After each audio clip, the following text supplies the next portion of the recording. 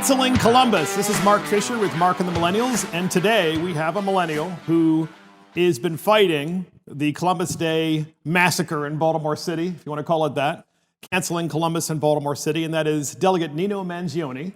Yep, thank you, Mark. Honored to be here on the podcast. So welcome to be here. So this is Mark and the Millennials. We're calling this Canceling Columbus, and I want to thank Christopher Hopkins, our assistant producer, and Adam Couture, our producer, and of course all our podcast listeners, as well as folks on iTunes and YouTube and Spotify. And so first up, the Baltimore City Council has just voted, and my understanding is the mayor of Baltimore City has just signed a bill to cancel Columbus Day. That is to say, just completely eliminate it off of the face of the earth in the city of Baltimore, so it's no longer a holiday. Is that right? Well, my understanding, unless that just came down the pipe today, because I know he was still in limbo there, the mayor of Jack Young, whether or not he was going to sign. Did he just sign? Because I'm asking you. I actually don't. So I don't think it was has. today. So I'm not sure quite if he has yet. But you're right. The city council did pass the bill, and you know, as a legislator, Mark, believe it or not, the city of Baltimore, their city council met, and they fast-tracked a bill that we do not do, or governments do not fast-track and expedite bills unless it's an emergency. So apparently we're just a couple days ago, this poor bus driver, guy working hard every day for him, probably for his family, of course, executed, shot in broad daylight. Just a couple days before that, was the city council rushing through emergency crime legislation? No, they were worried about changing Columbus Day and making sure it was changed before today so they could celebrate Indigenous People Day rather than Columbus Day. You can't make this up. Record murders, blood on the streets, and that's what their focus was. So they're focused on that, but there's also, interestingly enough, there's also an election for mayor and for all the city council seats in Baltimore City, which would indicate that maybe this is trying to get a lot of people out to the polls by getting maybe the folks who may not like Italian Americans to come out to the polls and vote to get rid of Columbus Day, and maybe the far left libs who just want to cancel everything that's American? Yeah, I think you're right, and there's a couple things there. I mean, because it is political pandering to a left-wing, radical, revisionist revisionist base. But you know as well as anybody that, and God bless her, Pastor Shannon Wright is the Republican candidate running against Brandon Scott. But in Baltimore it's difficult City in Baltimore City. That's very lonely as a Republican, Yes, I'm sure, yes. running for mayor in Baltimore City. I give her credit for her courage, but think about it. Brandon Scott doesn't need those votes. He has all likelihood the numbers, a very high chance of winning. So the city council, all Democrats. It comes down to this political pandering to a leftist. It's the same leftists that tore down the statue, the mob. They're pandered to the mob rather than to the Italian-American community who has been here building this city for decades. Families who came here, both first, second, third generation Italians working in Little Italy, restaurants, bars, the artwork that they contributed to this culture in the city, the architecture, the food in the restaurants and everything. Forget about them. But let's make sure that the individuals that ripped down a beautiful Italian marble statue. It's a work of art. Who knows what that would, with inflation, what that would cost now? Yes, exactly. Maybe $100,000 or so worth of damage. No big deal. Let's make sure those are our people. And I just want our podcast listeners to know that we are broadcasting on Columbus Day. This is Columbus Day, which is why we're talking about canceling Columbus. And we're broadcasting in Baltimore City from the Italian American Civic Club, which is an historic club. Tell me about this club. It's an honor to be here, and I happen to know a lot of the members, and they do a great job. Matter of fact, they've actually, because they play an effort in the well-being of the city, and the Italian culture, of course, they did everything they could, and they fought very hard and won the battle to keep Columbus Day for several years.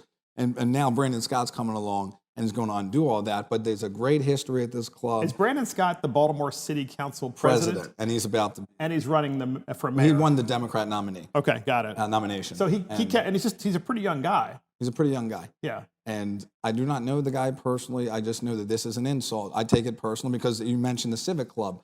My grandfather was a member here for many, many years. I believe he was the president, as our friend Paul back there said.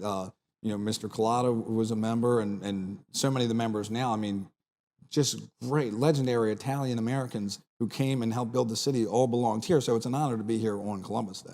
Well, one thing I know about Baltimore as a former Baltimorean and born and raised here is that many of the stairs, the staircases and the stoops in Baltimore were built with marble. Marble. And it's my understanding that many of them were built by the Italian-American community when they came here. It's funny, yeah, my grandmother on my mother's side was just mentioning that yesterday. When she grew up in Highlandtown, and all these staircases, they were all made out of Italian marble, and Yes. how clean and how well kept they were by the They would people wash back them then. every day. Yeah. They would sweep them every day, hose them down, and then sometimes wipe them off by hand. It's amazing. And it's something that I used to see all the time coming down here when I would see Orioles games or going to Little Italy or, of course, other events, maybe the Inner Harbor. And I've always remembered that. And it's just interesting that the contributions of past generations, no matter where they're from the rest of the world, and they come to the United States for an opportunity to a better life, we now have this new generation that just wants to cancel everything because the old generation wasn't perfect. Yeah. Or the person who, I don't know, came to America, Christopher Columbus, he's not perfect. He did some things that were really bad, so therefore he must apply modern mores against this guy who lived many hundreds of years ago. Mark, and that actually brings up a great point that I wanted to make, and I'm glad this is the perfect opportunity. So yeah, Christopher Columbus may not have been perfect in the sense that you're judging him through the lens now of the lens 500 years ago. We'll get into, I'm sure, some of Columbus's greatness, because the man was great, an incredibly accomplished explorer, discovered really the New World. But the indigenous people, let's get into that for a second. So Christopher Columbus, all this, and the Westerners come over here, and do you think it was some Garden of Eden, some paradise? The indigenous people, many of them, I'm not saying all of them, and I'm not saying we shouldn't celebrate Indigenous People Day. I believe we already do. I think it's either the state or the city. It might be the state has a Native American Day. But the indigenous people, many of them, or some of the tribes, were participating in cannibalism, enslaving each other, all types of atrocities, even genocide amongst themselves. And why are they not being judged through the very same lens of what they did hundreds of years ago that Christopher Columbus is being judged by? Well, of course, because the modern moray is, and of course I'm playing the bad guy here, Yeah. but the modern mores are that their land was stolen from them. And therefore, you've got to give their land back. You have to provide reparations, and you have to erase anyone and anything that tried to take that away from them, which means that what are you supposed to do? Wipe America off the face of the earth, which is obviously what the left wants to do. And that's exactly what they want to do. And at the end of the day, as much as I respect the accomplishments of Christopher Columbus and the Italian-American community immensely, this is about destroying American culture.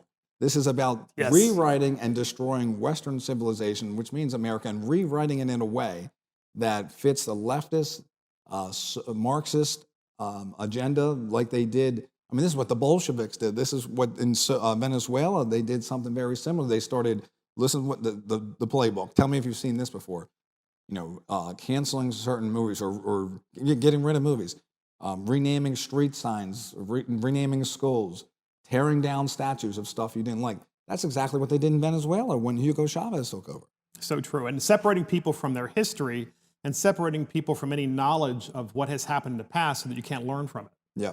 And that's what I always find interesting is you have to learn from the past. And part of learning from the past is being honest about what has happened, but at the same time, keeping it in context of when it happened. When it happened. Which is clearly not what's happening with unfortunately, you're a millennial, it's the millennial generation, not you, clearly not you, but there's so many millennials. In fact, I'm having an event in a couple of weeks, and just to give you an idea of the cancel culture, I've actually had people put on my Facebook page, "Oh, you're a super spreader of COVID." And I'm just like, what is wrong with these people, right? They just want to cancel everything. It's like, I have an idea. Don't come. Yeah. You don't want to do it, don't come.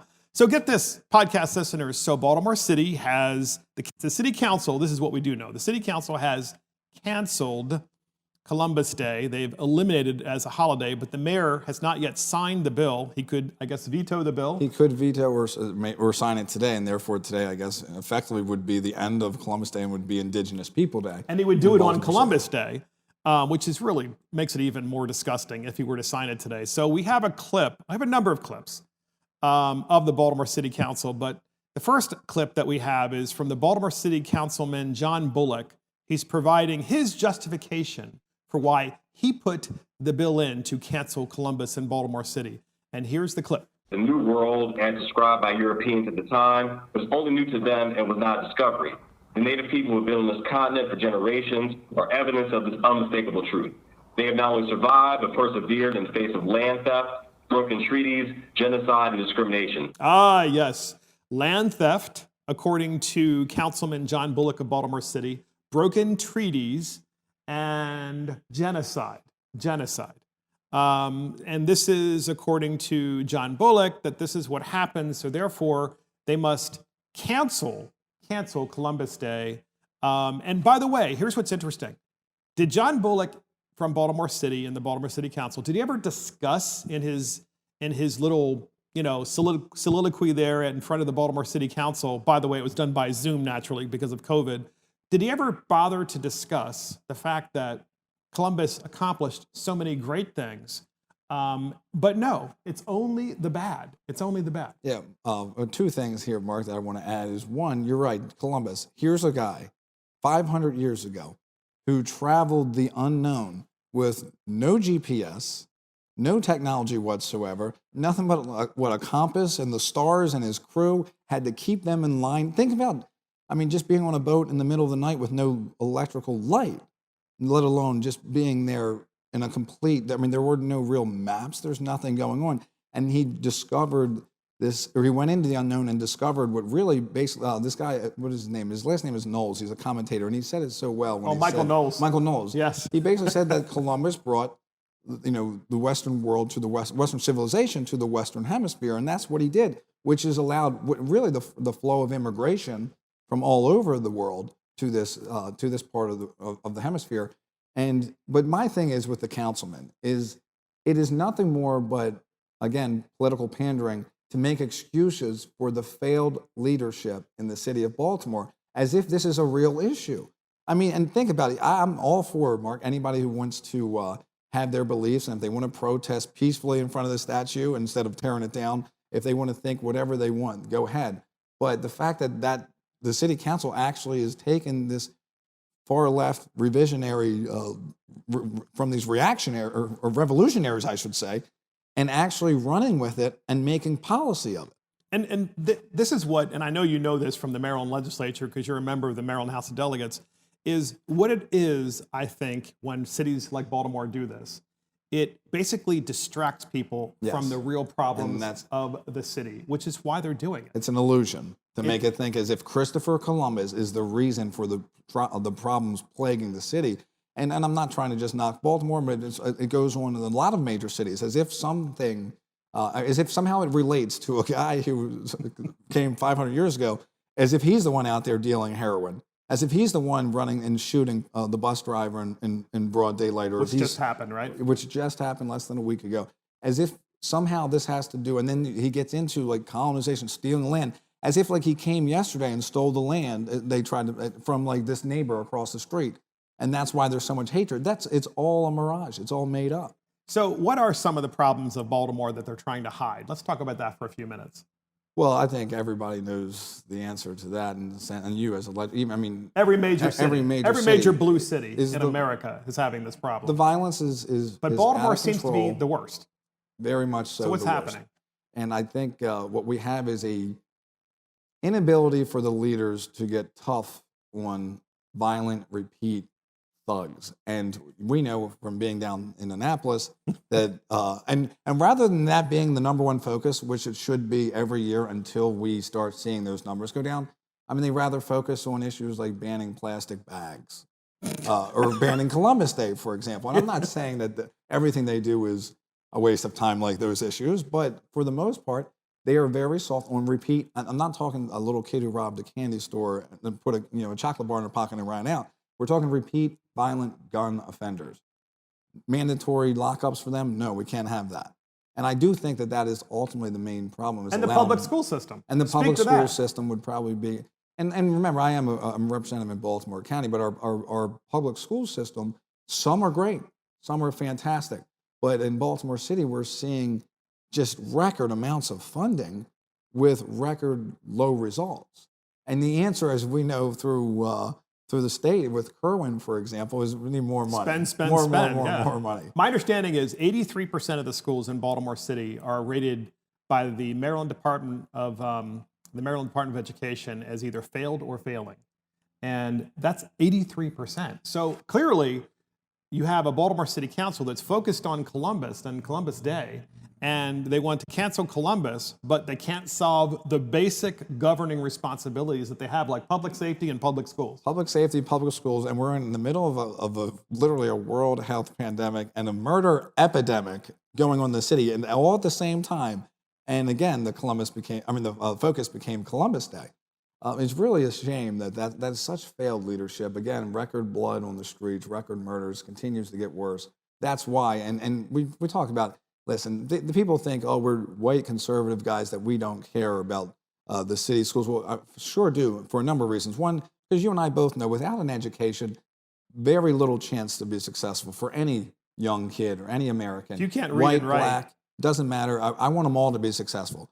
I really do. I mean, I agree. It's the most important thing for somebody to be able to succeed. And there's some hardworking people that didn't have much education that went on to succeed beyond you could ever dream. But it's God bless Columbus's them. fault. Yeah, well. It's Columbus's fault that they can't read and write. It's Columbus's fault that their community is unsafe. It's Columbus's fault that they still live in the projects. It's Columbus's fault that the city's falling apart and businesses and people can't move fast enough. You know, one of the worst lines that I see when I really took on this fight was people criticizing, well, you don't live in the city, you can't talk about this stuff.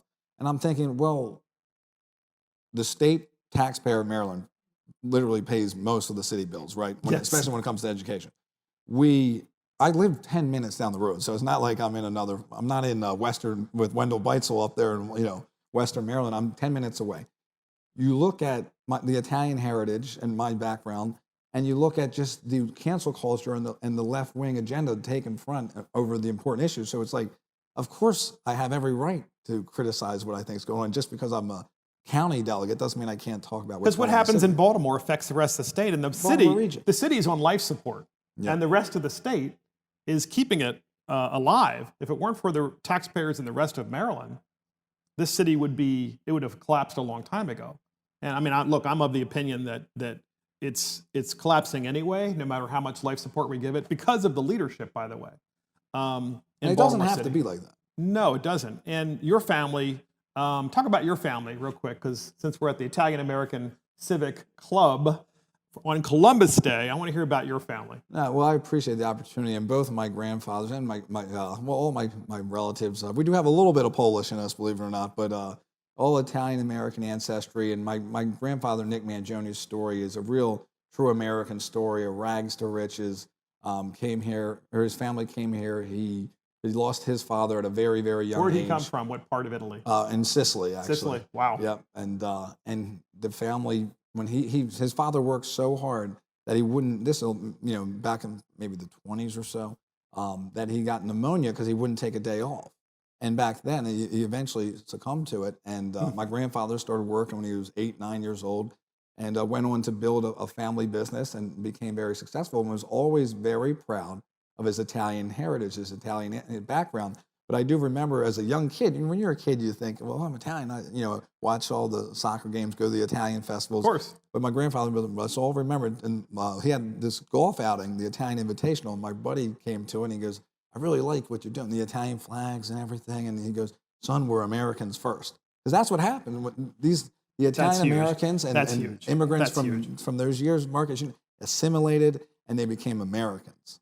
Very proud. Very, very proud. And podcast listeners should know that as a 16-year-old, my first job was working for your grandfather. Yeah. And I bussed tables at his grandfather's country club. Now, I couldn't afford to belong to the country club, but I could certainly, bus tables. And it was great. It was one of the best jobs I ever had. I still love that job, because I walked in, they're like, yeah, you're hired. And I'm like, really? I'm hired? So cool. That you shared that story with me when I came to Annapolis, and it was an amazing story. And it's it's not just my grandfather, and a lot of the Italians, but a lot of those immigrants that really came here and worked so hard and built a business, and how much they did to hire young people, people all over the spectrum to provide. They had the ability to provide for their families, and that's a whole. We could talk all day about how the anti-business climate is happening now, and Baltimore City's anti-business climate as well. But what I love about the Italian story is that the Italian people, particularly immigrants and then generations that followed, continue to help one another. Yes. And culturally, that is a wonderful trait. It's a wonderful trait, and it's very helpful when people do that in cultures because, as you said, they were American first, but they still helped one another so that they could succeed. And I feel like that's something that's very lost in so many other parts of our state, as well as in the city of Baltimore. Yeah, Mark, I mean, that's a great point. Like groups like the Civic Club, groups like the Italian Association of American Charities, a number of these groups raise a lot of money, give it to a lot of great causes, scholarships, you name it, for students. And it really dates back to as well. I mean, when I see the site of the Christopher Columbus statue, where it used to be, there's a big plaque there that honors all the contributors to that statue that brought it here back in 1984. And I recognize some of those names. And I don't want to name some of them just because, they might not like it, but I know what they've done for charity. Matter of fact, I'll name Mr. Carl Giulio, for example, how much he's given to Loyola College. I mean, for students can go there and pay less tuition, as you know, a very expensive school. Very expensive. Like I know with my grandfather, Mr. Dominic Aversa, so many of these Italians that have come, they're still around, some of them, and what they've done for the community, what they've done for other people. And that's what really made me, I can't really say how much it angered me, but what really upset is the fact that you're really taking what these gentlemen have done and just brushing it aside like it's nothing. And they did a lot for the city, they did a lot for individuals, and they don't want credit, but it's really a spit in their face. I'm so glad you brought that up because that gives the depth and the real substance of the issue, which is it's not really just a statue that you're knocking down. You're knocking down an entire culture and many generations of people that have donated, as you said, not just to the city, but to causes to help people who are less fortunate than themselves. And then you have these idiots, these thugs, these left-wingers. By the way, and it's important that people know, we're not just talking about folks from one community to another. A lot of these are just white left-wing liberals. Indoctrinated, left-wing, probably up the street in one of the colleges. And exactly, because we have Johns Hopkins University right down the street. Probably all live a great life. Probably had parents that made money, and parents that made plenty of money. I'm sure of it. And then they were indoctrinated filled with hate because of the same message about like Columbus stole this, and George Washington was a slaveholder. Therefore we should just disregard, just cancel everything. Everything. So we have another clip of the Baltimore City Councilman, and this, of course, is from the local news station talking about canceling Columbus. And one of the persons on this is Brandon Scott. He is the current Baltimore City president of the Baltimore City Council. And he's speaking about this particular holiday and getting rid of it. And then you have some indigenous peoples that are talking about it as well. Listen really carefully, because this is when you know what they're trying to do is to cancel the holiday because they can. And here is the clip. We should not have Christopher Columbus as a holiday or being celebrated for having a holiday. On 4th of July, protesters pulled down a Christopher Columbus statue near Little Italy and threw it into the harbor. Members of the Italian community arranged for the statue to be pulled up and restored. They hope to share Columbus Day with Native Americans. We'll celebrate together. But others say that isn't what this bill proposes. We're not sharing the day. We're here to abolish Columbus Day. Ah, there you go. Those are the indigenous peoples. We're here to abolish Columbus Day. They're not there to create a new holiday on another day called Indigenous Peoples Day. No, they're here to cancel the holiday. That is why they are so incredibly false and fake about what their true intentions are. You're exactly right, Mark. And they're taking literally, hundreds of years of celebrations, Italian-American contributions, and they don't care about any of that. They don't care about Columbus, like you said. It is really our way or the highway, and at the end of the day, if they don't get it, we see what they do.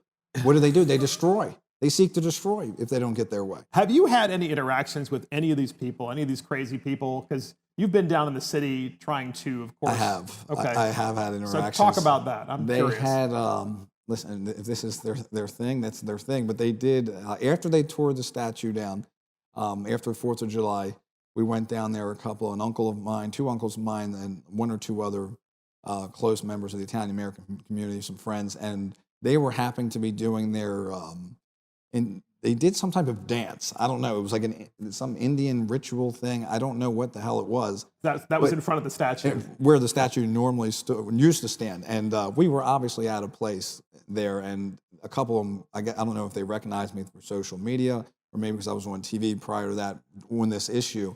And it was just like you would expect, like one obnoxious.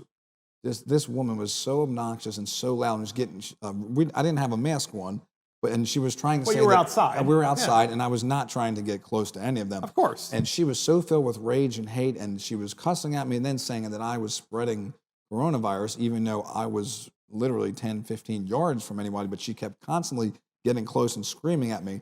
And a number of other people would come up with their cell phones taking video as if like I was the boogeyman or something. And then they did their like dance ritual thing.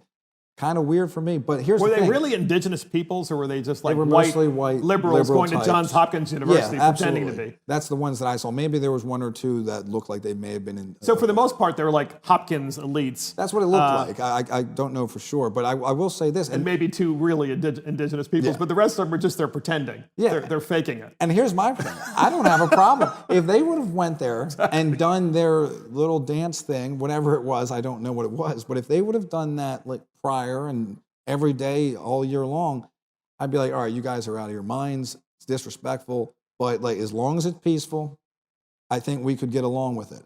But that's not what happened, prior to that. They destroyed it. We saw it. It made worldwide news. I actually have a contact in Italy that reached out and was like, what in the hell's going on? I'm It was sure. unbelievable. Yes. And then thank God for some, I won't name their names, but they don't want the recognition at all. But they were just great, great patriots, great Italian Americans as well. And they helped us, they paid and helped sponsor to retrieve the monument out of the harbor. And some of that money came from Italy. Well, the country of Italy recognized us. No, these were a lot of locals that helped raise the money. And again, they But might not like it. Italy as a country did what? They did a proclamation to recognize some of the individuals that were involved. My name was included, which is an honor. That's so and cool. a couple others, because That's cool. of Columbus, being from Genoa. Well, yeah, of course. Yes.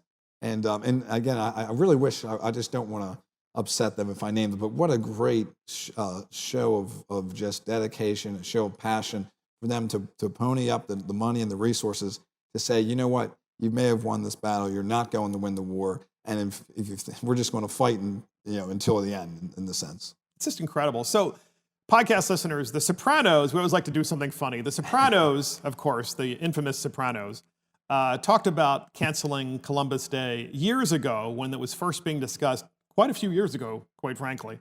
And here are the boys from The Sopranos. They're outside on the street, and they're having a discussion about canceling it. And you're going to hear a lot of bleeping because, there's no need to listen to the gratuitous cursing. But so we're getting rid of that. But you have to appreciate at least the humor, because there is definitely, like all humor, there's some truth to it. And of course, the truth is always stretched a little bit, but that's part of the fun of this. And here is the clip. I want to hear this. Council members and supporters will lie down in the path of Columbus Day marches, quote, in protest of Columbus's role in the genocide of America's native peoples, unquote. To launch their protest, the Native Americans and their sympathizers plan to begin a death watch tomorrow over the statue of Columbus in Christopher Columbus Park. Some f***ing balls bad-mouthing America, especially now. I thought Columbus was the hero of America. Oh, see, it's these Indians and the commie They want to paint Columbus as a slave trader instead of an explorer. You gotta admit, they did get massacred, the Indians. It's not like we didn't give them a bunch of to make up for that. Land, reservations, And now they got the casinos. The f we ever get we didn't have to work our balls off for? I wouldn't mind sitting on my ass all day, smoking mushrooms and collecting government checks. So they talk. It's like, but it's this makes it really funny too, because it's the Italian guys in The Sopranos. So like, yeah, but they got the casinos, which is true. They did get casinos on the reservations, and that happened mostly in the 1980s and the 1990s, when there was a recognition that these sovereign tribes on sovereign land, they could create casinos. Yeah, Mark, there's no doubt that there was atrocities that took place amongst all types of those who immigrated to our country. And we're not sitting here and saying we're proud as a country or as an Italian-American community of atrocities that happened to anybody. Same as like the Italian-American community, the people have to understand that they went through an awful lot. Absolutely. And Columbus was looked at as a hero to the Italian-American community because of the discrimination they faced many years ago, including the largest lynching in American history in New Orleans, where they lynched a number of Italian Americans Just because they were Italian American.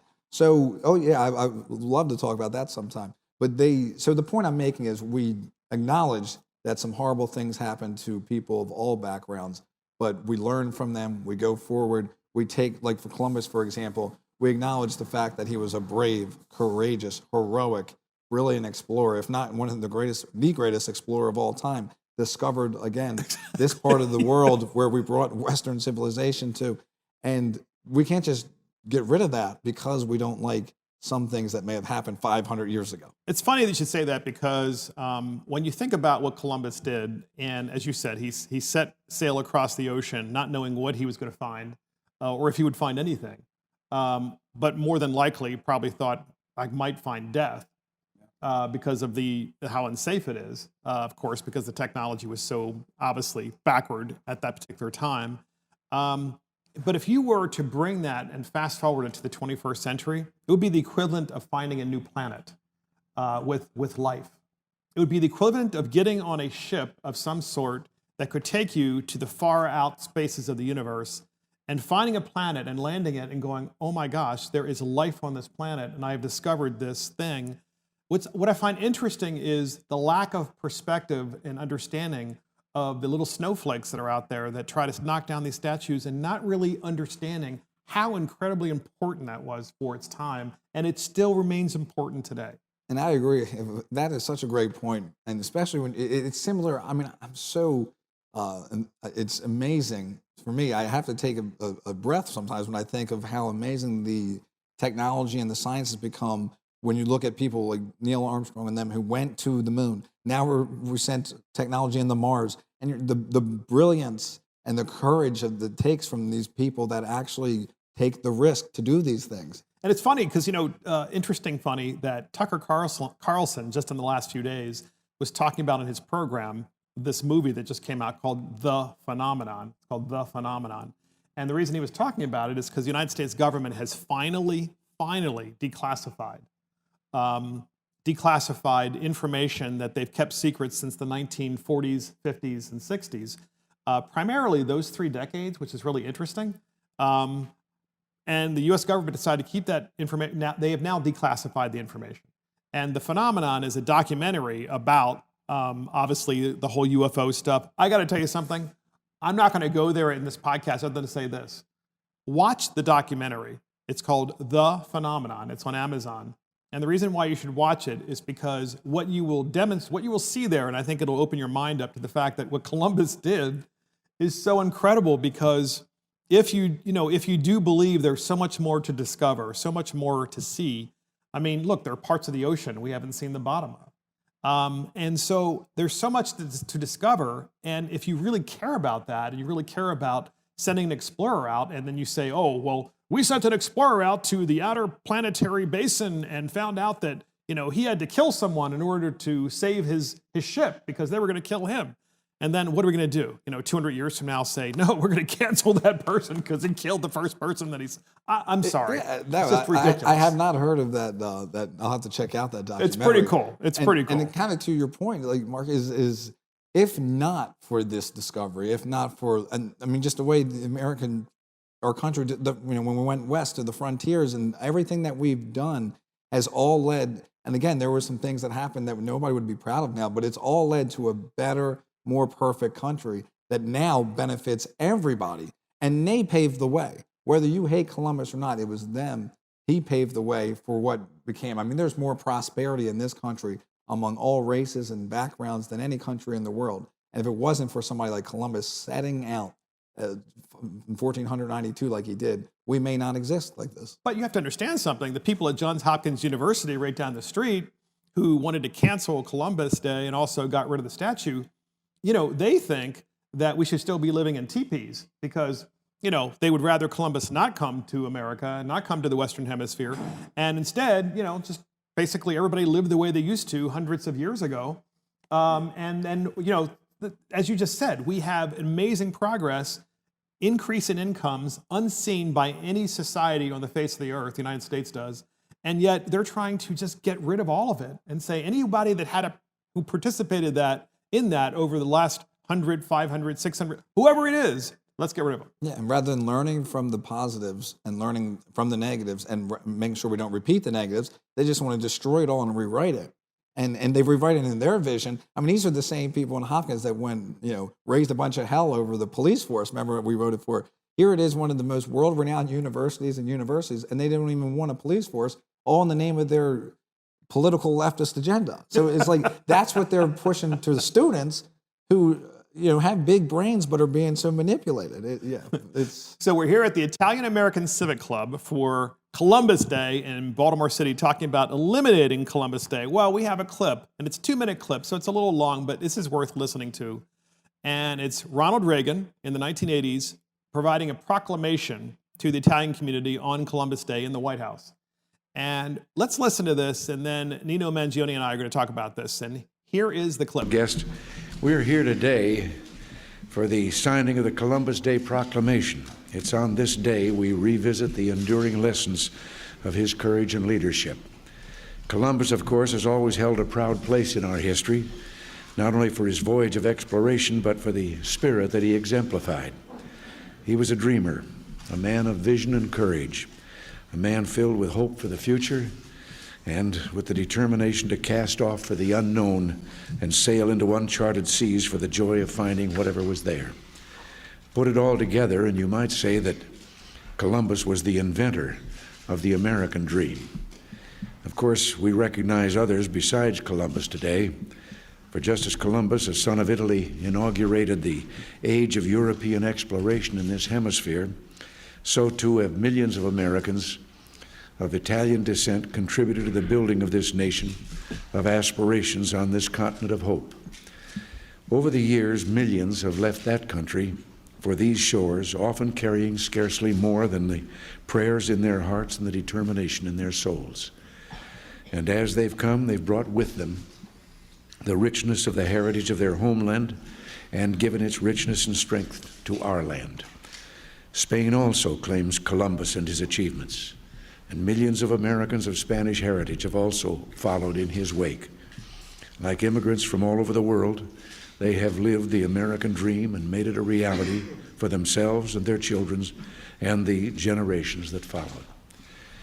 Yes, Columbus Day is an American holiday, a day to celebrate not only an intrepid searcher, but the dreams and opportunities that brought so many here after him and all that they and all immigrants have given to this land.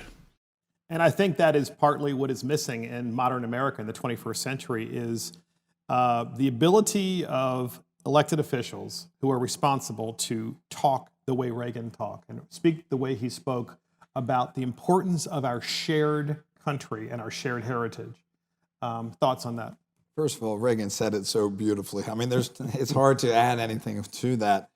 Just an amazing way to talk about the accomplishments of Christopher Columbus, how bold and courageous he was, how much it led to such prosperity and such greatness for our country. The original American dream, I guess he called it. Really, just when I think about Columbus, I think about what Reagan did. What Reagan just said. It reminds me, 1984, that statue, Ronald Reagan came here, dedicated that statue that they tore down, those thugs so tore the down. statue in Baltimore City that was just torn down. The President of the United States. Ronald Reagan dedicated it. Came here, unveiled it with the great Donald Schaefer as well, a Democrat mayor, a Republican president, a crowd of supporters. My father, who was playing soccer with the Baltimore Blast at the time, I guess he thought it was a big deal. He kind of snuck up to the front. That's and cool. Somebody sent a picture to me one time, and they're like, that's your father up there. And Reagan's off to the side.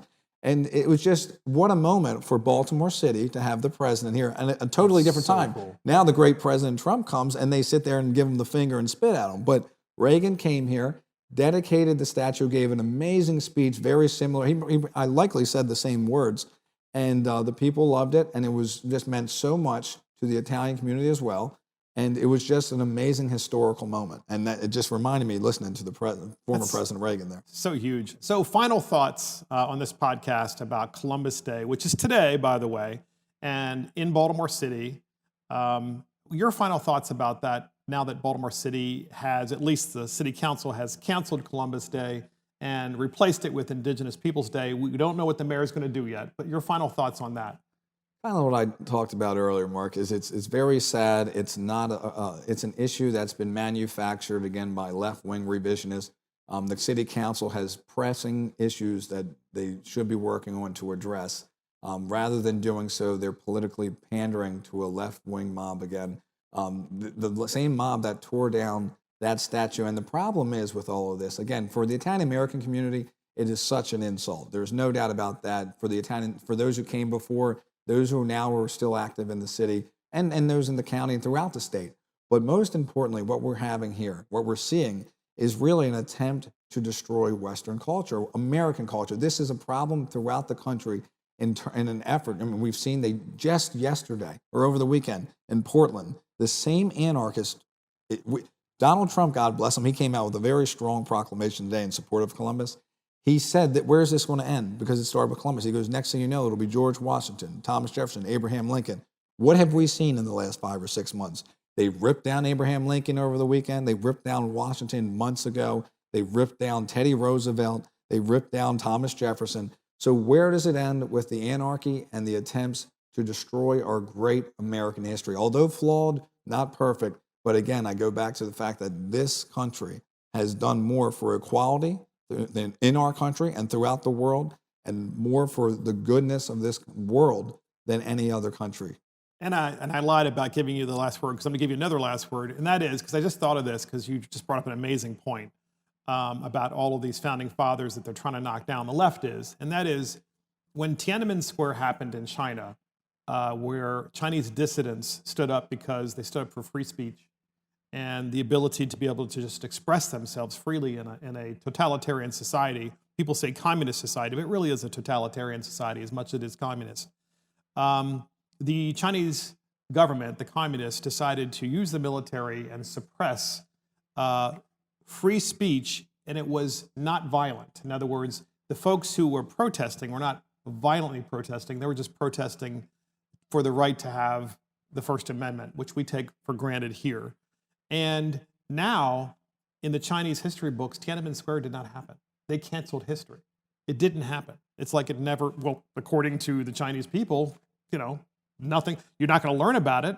And that's the fear that I have with what the left is doing now. They want to change and write all of the history books so that it's just removed altogether, because they fear you learning about history. They fear, like, I don't fear the truth about history, about our founding fathers or about Christopher Columbus.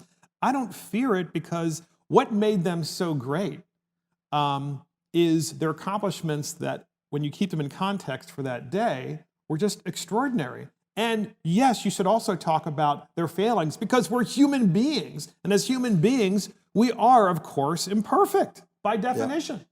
So now you get the final word. I agree. I mean, you hit it right there. And we have to, again, keep in context of the times and really hone in on those amazing accomplishments, celebrate them, learn from their flaws, make sure we don't repeat those flaws, and understand that these people were brave, they were dedicated, they were courageous, and they did things that, especially at their time, I mean, these were accomplishments that they paved the way. They paved the way for so much more. They really did. And we improve everywhere. And that's the great part about our country, is we decipher what needs to be improved, and we did. And we made improvements over, I mean, really, we do it, and that's what government's supposed to do. Government's supposed to be there to improve things for the better for all people, without, we could go into, unfortunately now, our job as legislators is to try to make something that they come up with that's terrible, less terrible, but that's not how it's supposed to be. But at the end of the day, we have done so much to make things better for all people in this country. So Nino Mangione, happy Columbus Day. Yes, thank you for being with me. I appreciate it. Fisher and everybody. And we're here at the Italian American Civic Club, and I was here with Nino Mangione. And this is Mark and the Millennials. So thank you for joining Mark and the Millennials. This is Mark Fisher with Nino Mangione, a member of the Maryland House of Delegates. I want to thank Christopher Hopkins, our assistant producer, Adam Couture, our producer. Check us out on Spotify, YouTube, Facebook, and our website. See you next time.